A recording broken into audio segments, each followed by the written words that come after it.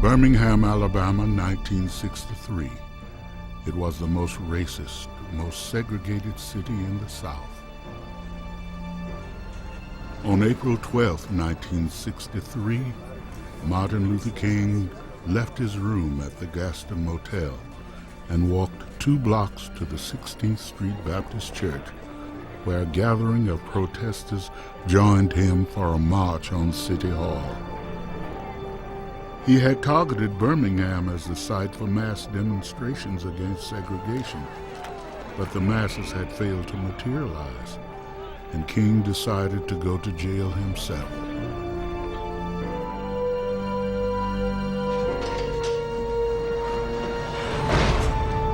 The nation watched quietly as King was placed in solitary confinement. 1963 would mark Dr. King's lowest point as leader of the civil rights movement.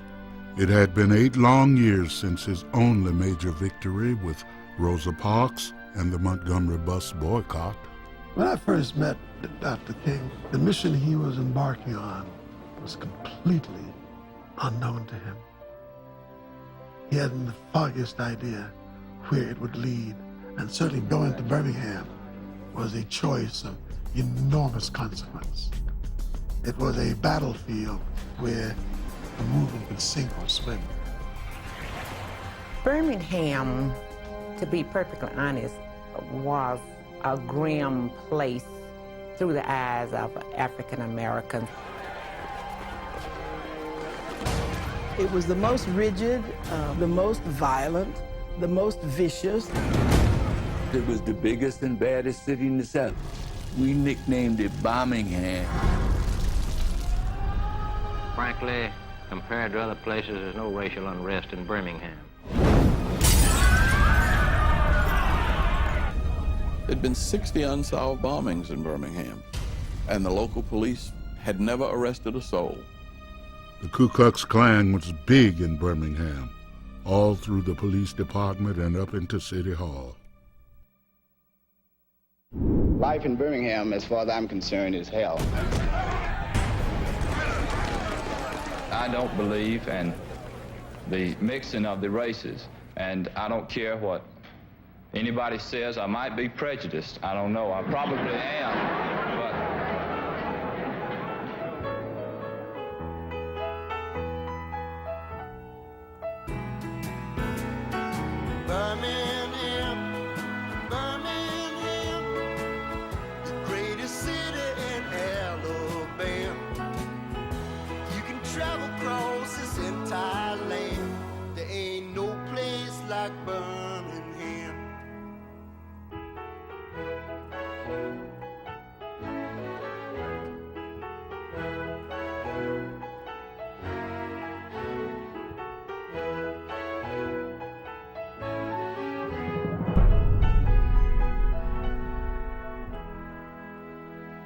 As a kid, I always wanted to eat at Newberry's downtown, and I always wanted a big hamburger plate. Always. We couldn't have that. I went downtown to the Newberry's, and I was so happy because I could sit on the little black stools that twirled and order me a hot dog with everything on it. I'm not going to integrate. Instead of serving me, they called in the police. You've got to keep the white and the black separate. I never could understand why white people hated us. As a kid, I just felt like they thought some of the black would rub off on them, you know.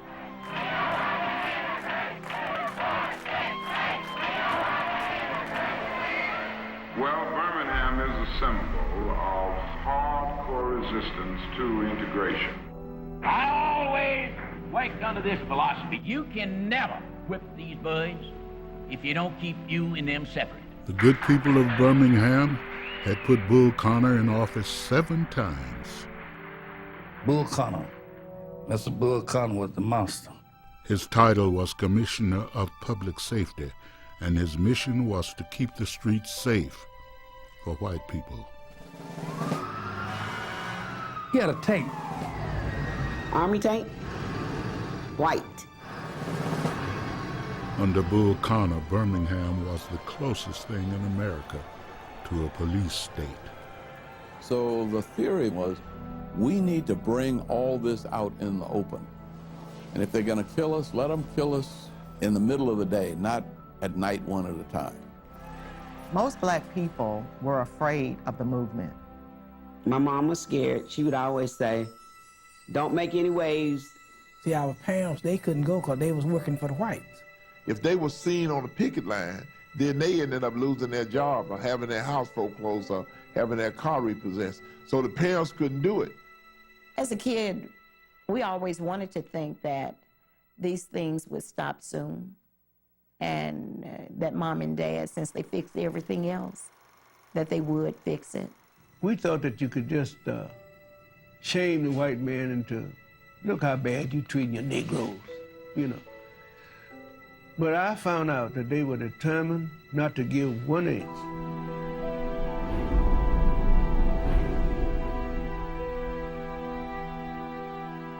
Dr. King had gone to jail in hopes that thousands of protesters would follow his example and overwhelm the system. But it didn't work out that way. The blacks of Birmingham stayed home, and the press quickly lost interest.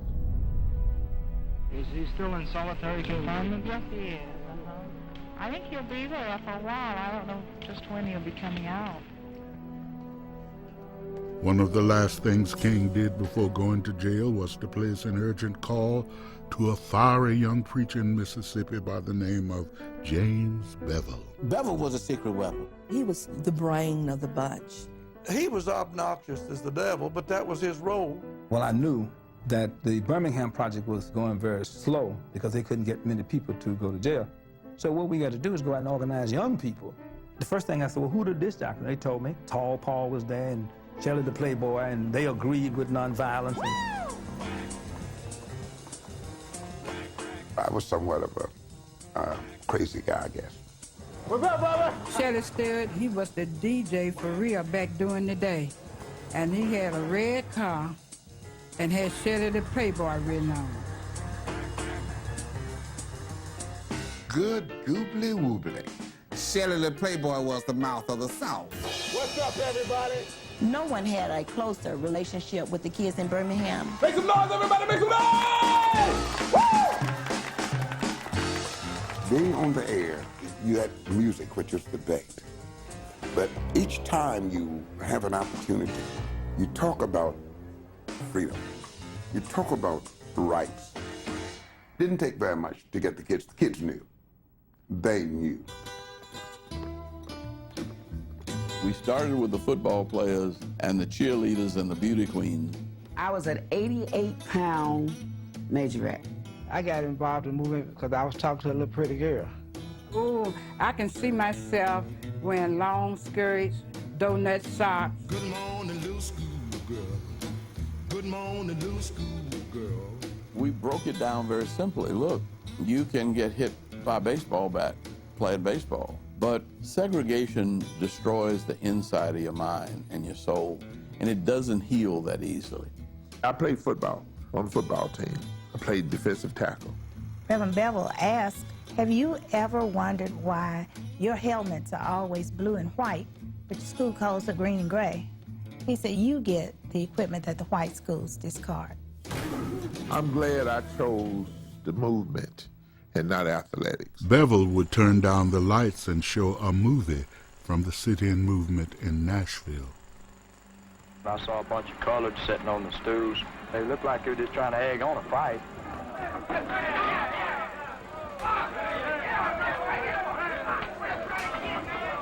The stark reality of nonviolence being met with violence was shocking and scary, and it drew kids in by the hundreds. Bevel would tell us, Miss Cotton would tell us, if you cannot restrain from being violent, maybe the movement was not for you. Well, that was a beautiful concept after you think about it later. But when you get your head knocked on, you really got to think real hard and twice. because the fellas down on 15th Street, those fellas would fight back. They came to fight. But because of Dr. King and them girls, they would say, y'all come on, cooperate. We need a peaceful protest. On Saturday, April 20th, Dr. King bonded out of jail.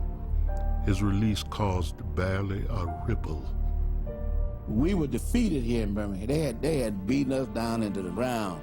Dr. King, in our strategy session, says that the only way to break Birmingham, we're going to have to fill the jails. So I said, I agree. I absolutely agree with you on that. Now, how I fill the jail is my business. I remember that night, Dr. King speaking, he was trying like mad to get somebody to go to jail, and they just didn't stand. I remember King inviting any volunteers to go to jail the next day, and nobody stood up but us kids.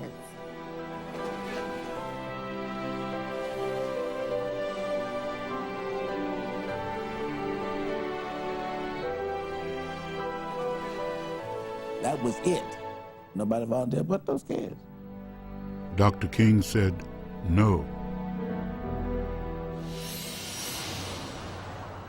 Good morning, children. This is Shelley the Playboy here on WENN.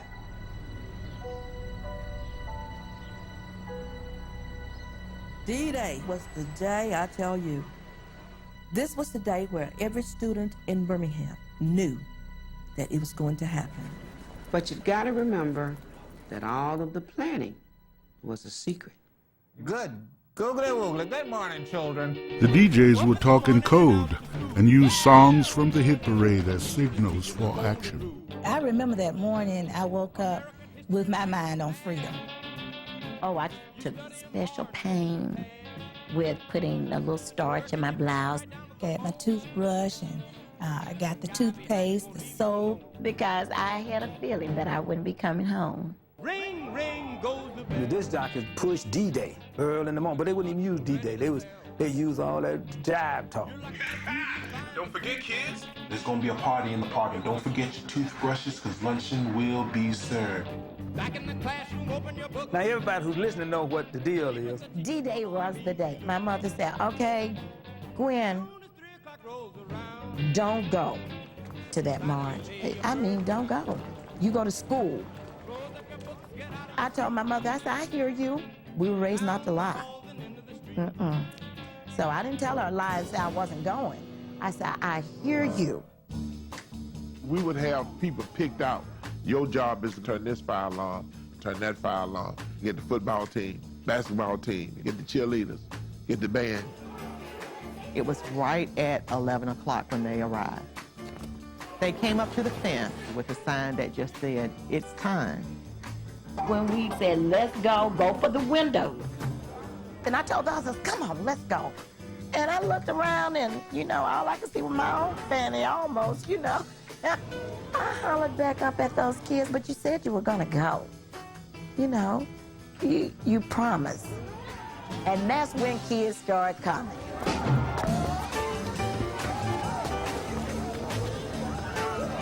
They were coming out of windows, coming out of doors. It's so beautiful. You wouldn't believe it. Mrs. Goree turned her back as we got up. And we took it from there. I wanted to walk out with them, but it was my job.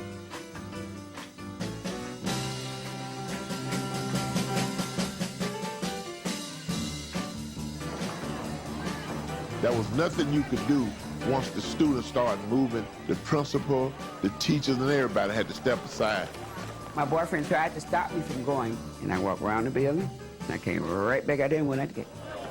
You have about 2 children left in the class, maybe. Everybody's gone. I'm sure that morning Bevel was nervous about who was going to show up. At first there were a few, then there were hundreds, then there were thousands. We heard that kids were coming in from all over the city. And when we heard that they were coming in from out of town, we got more excited. And I had a cool car, you know. They said, okay, we need you to go out to Fairfield. There's some students outside the classroom that won't go back in. Lo and behold, when I got out to Fairfield, the whole campus was outside of the building, and they all said, we going to Birmingham. 20 kids climbed on the car, and 800 followed behind it. I love the way you walk. I love the way you walk. The more we walked, the more we gathered, and every once in a while you look back and you saw it was more kids coming from somewhere, from another direction. You said, where are all these kids coming from? You had never seen that many people in your life. It's like a football game. Kids walked as far as 18 miles to get to Birmingham in order to be arrested. And the purpose was to go to jail. The gathering place was 16th Street Baptist Church. Oh, we poured into 16th Street like a waterfall. They were coming in all doors, from all directions, from the basement, from the back. It was just like one big pep rally. Here's Park, are you in the house? Or Western, are you in the house? And who's out here from Western High School?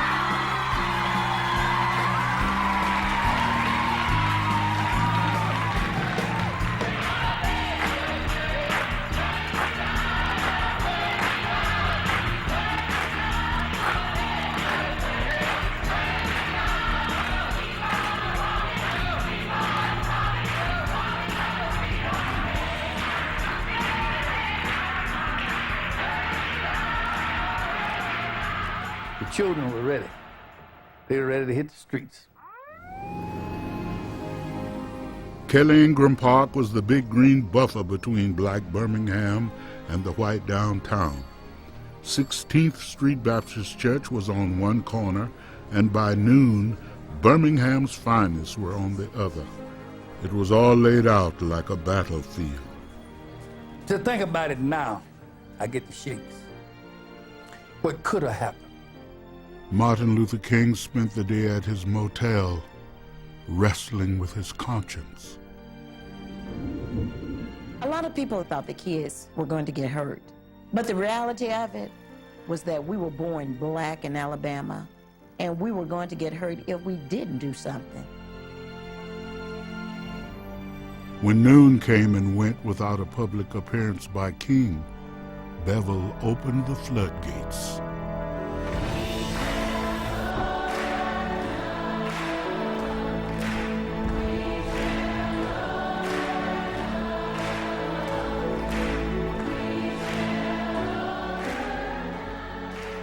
They came out in waves of 50. The first 50 came out, he peacefully arrested him, and that does it. And the next 50 shows up, then the next 50, and he go get some more paddy wagons. They would cram the paddy wagons full of people, and then they would jam the doors shut. Within an hour, the police had abandoned wagons and started to bring in school buses.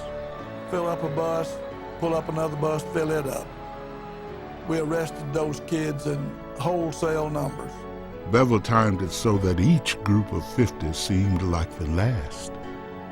And what they didn't know was as the kids were going out of the front door, more kids were coming in the back door. 50. 50. 50. So it's like, when they gonna stop?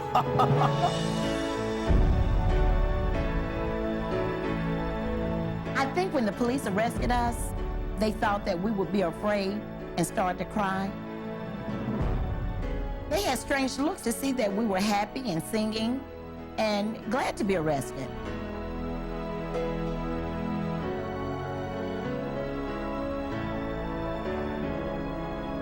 It's after about 12 o'clock. So maybe they got 500, 600 students in jail now. I told Bull Connor, we have to take a break. And he walked out in the middle of the streets where the police was. Don't you think we ought to take a break? You need to let your men cool out, we'll cool out. Take a lunch break.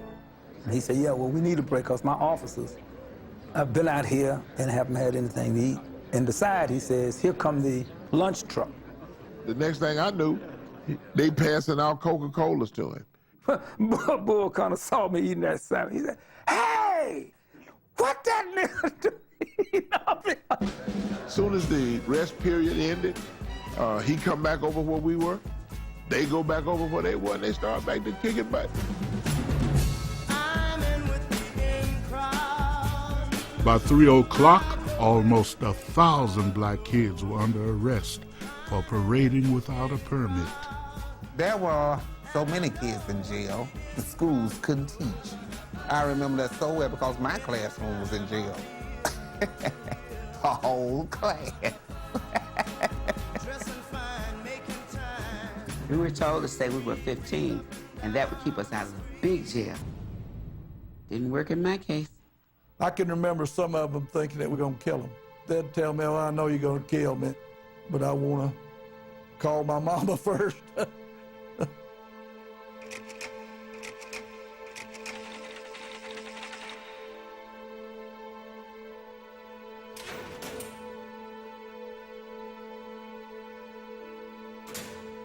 When the children were in jail, the people were pulling them. Dr. King, my daughter in jail.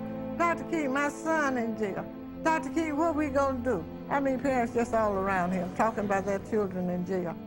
Just as calm, just as nice. Don't worry about your children. They are gonna be all right. Don't hold them back if they want to go to jail. For they are doing a job for all of America and for all mankind. My father told me I could not be part of that movement. I had better not go back downtown. He didn't tell me I couldn't go back to church, which is where it all started in the first place, right? Well, in that church, I'd have 2 Birmingham detectives. Well, we had a microphone. We didn't tell them that. You've got to know what the other guy's doing if you're gonna whip him.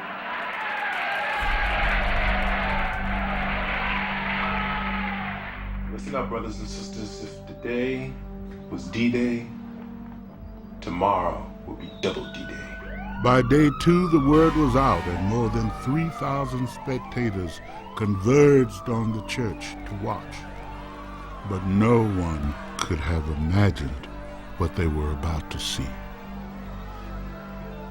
When we got to the park, police was lined up. They were marching, got ready. Oh, good Lord, I scared to death. And then the officers gave the order to open up.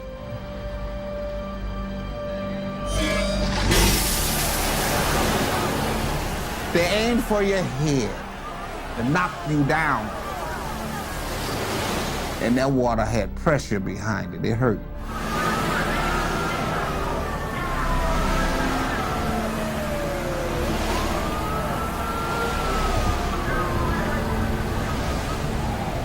During the meeting the day before, they had told us the policeman might hit you, the policeman might have dogs, they might spit on you, they might kick you. But I remember thinking that no one said anything about water hoses. You could see that the first blast of water dispersed the crowds. But when the water subsided, there were 10 kids still standing. And they were singing one word over and over.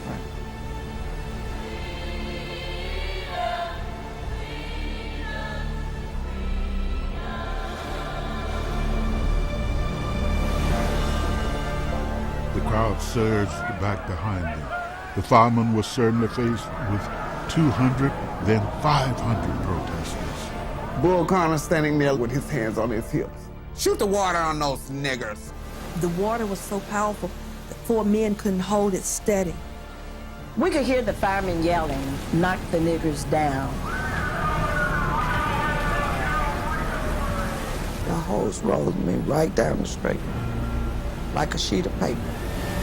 And look, it would sting so bad. Suddenly you could see against the sky these bricks and stones. They were calling us SOBs and bastards, and it started with the rocks and the bottles. They were arresting them as fast as they could. Bull came through with that damn tank. And black folk were throwing and hitting that tank with balls, rocks.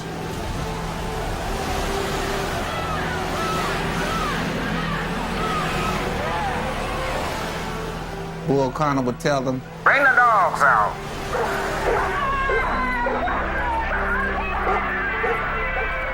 Most of the dogs were on a leash, but if you reach out, the dog's going to bite you. There was this vicious big old dog that turned loose on the smaller child, and the dog lunged at his throat, and it hit him and bit him. Police had named this black dog Nigger. It was a black German Shepherd. They had nigger trained. The nigger would bite you. A nigger would bite anybody, black or white, didn't make no difference.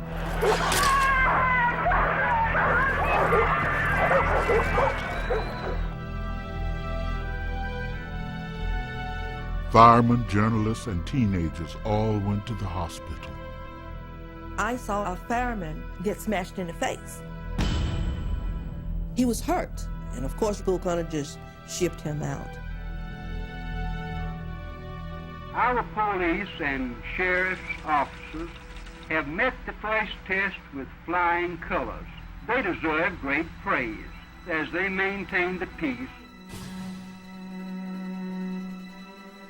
When President Kennedy saw his Saturday papers, he said the photos made him sick.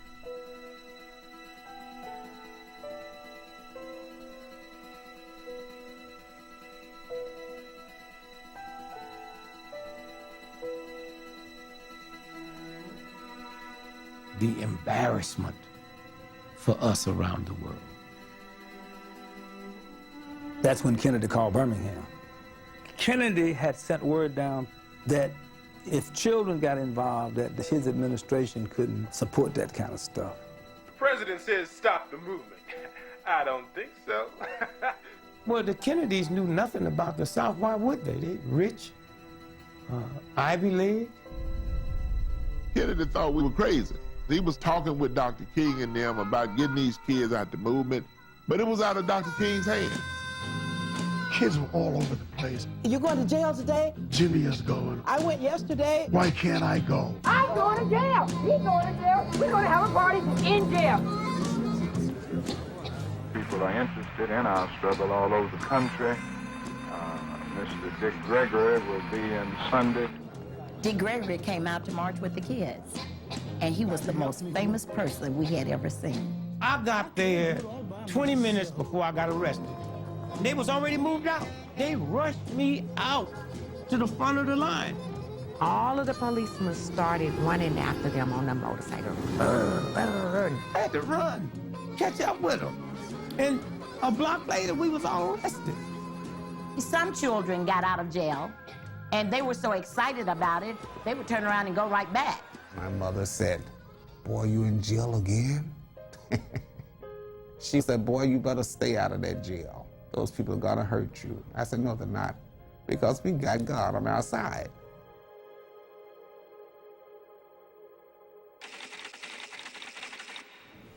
And once they were in jail, it was kind of depressing. It had rats, and it was nasty and filthy. They fed us bologna sandwiches with nothing on it, just dry bread. One sandwich now. Bull Connor demanded that every child be interrogated. They were asking me a lot of questions about, why did you march? Who told you to march? Did they force you to march? After you sit and ask the same 10 questions of hundreds of kids, you're beginning to say, what am I doing here? What is the end of this madness? We was in there about 2 weeks. About 2 weeks. And we was singing. Oh my God, we'd be singing.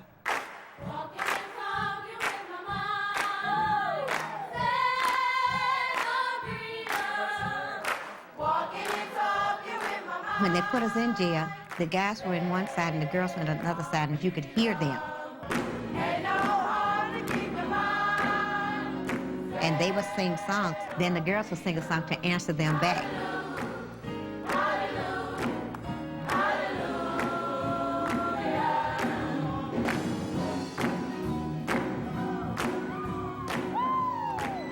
I'm in jail at night, and everybody's singing and laughing and enjoying themselves.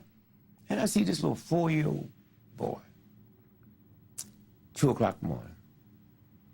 I said, "Hey, what's your name?" How old are you? He said, 4. I said, what are you here for? He said, Tatum. He couldn't even say freedom, man. The demonstrations continued every day, and every day the movement struggled to head off violence from whites and blacks. I call upon all the citizens of Birmingham, both Negro and white, to realize that violence only breeds more violence.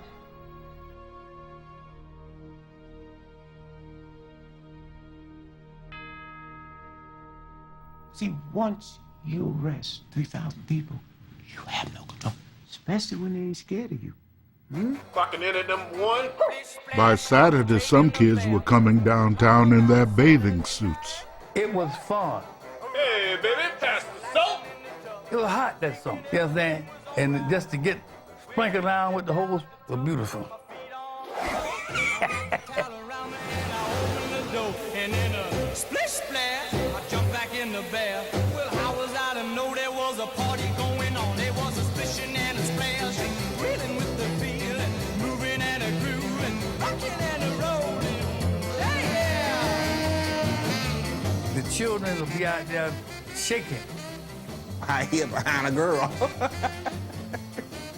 Some went up to the water, put the water on me. You bad?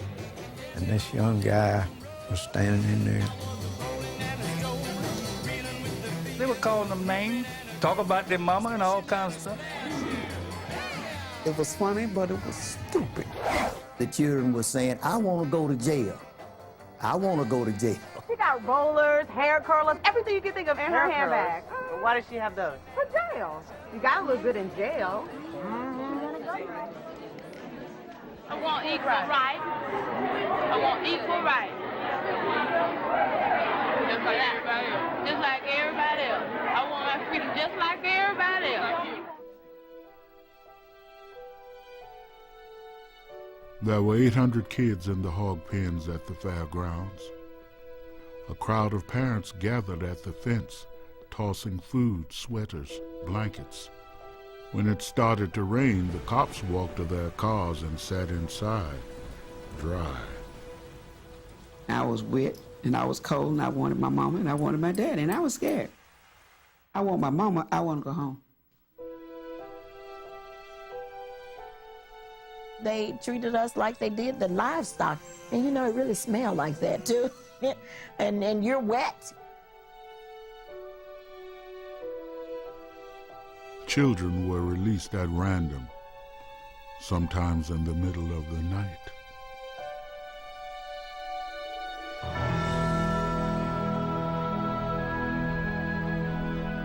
I got out on Sunday, and I wasn't ready to go because there were a lot of people still in jail.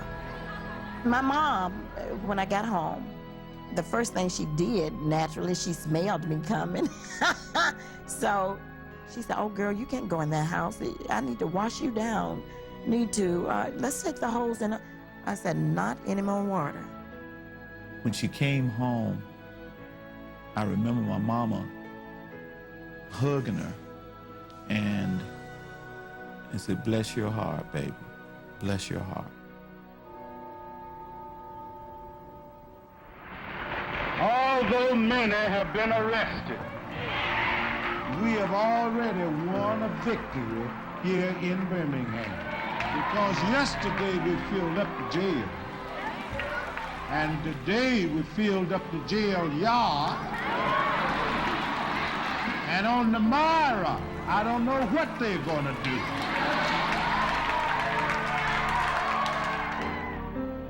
By Tuesday, May 7th, the city of Birmingham faced a state of collapse. 3,000 students were stampeding through downtown in a victory lap. The police had been made helpless. Kids was everywhere, you know what I mean? All down through town. We couldn't stop it. We couldn't contain it. The white people were in panic. They didn't know what to do. They'd turn you loose. By the 7th day of demonstrations, it became obvious there was no end of children in sight. I was sitting there in the jail and I said, no way to hold a lid on this. The fear's gone. There were 72 hours of intense negotiations. Movement leaders and white officials were up until dawn with an open line to the White House. I'm very happy to be able to announce that we have come today to the climax of the long struggle for justice, freedom, and human dignity in the city of Birmingham. After more than 5,000 arrests, the white people of Birmingham had finally agreed to integrate, and the state courts removed Bull Connor after 7 terms in office. Well, folks, it's official. Mr. Bull Connor is out of a job. Bull Connor was beat by the young people of the city of Birmingham. But what really surprised us was when Kennedy came on television and addressed the nation and said, "This is the end of segregation." We are confronted primarily with a moral issue.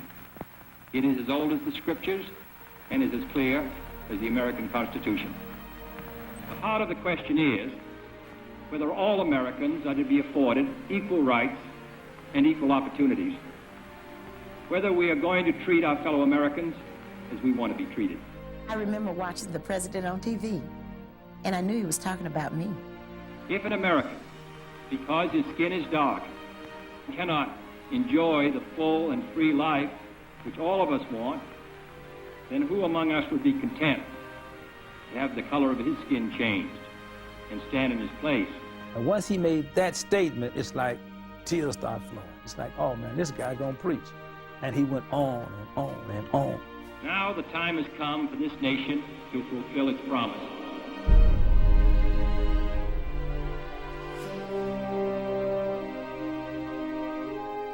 The Children's March broke the back of Birmingham. Birmingham led to the March on Washington. Birmingham changed the South in an incredible way.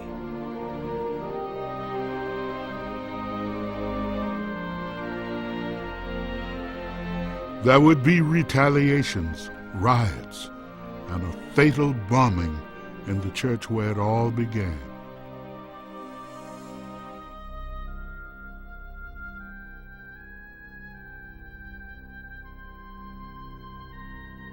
But in the year of 1963, in the month of May, in the city of Birmingham, because of what has happened, we can say from the depths of our hearts, as never before, I pledge allegiance to the flag of the United States of America and to this republic for which it stands, one nation, under God, indivisible, with liberty and justice for all.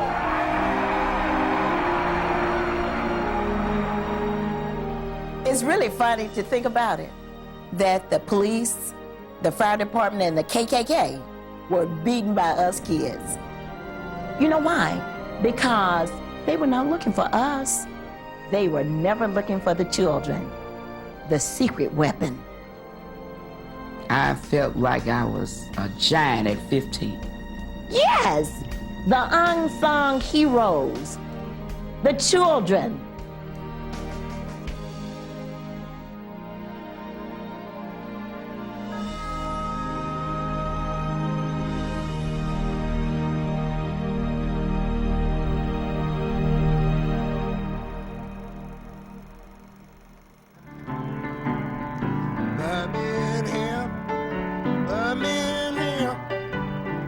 Greatest city in Alabama. You can travel across this entire land. There ain't no place like Birmingham.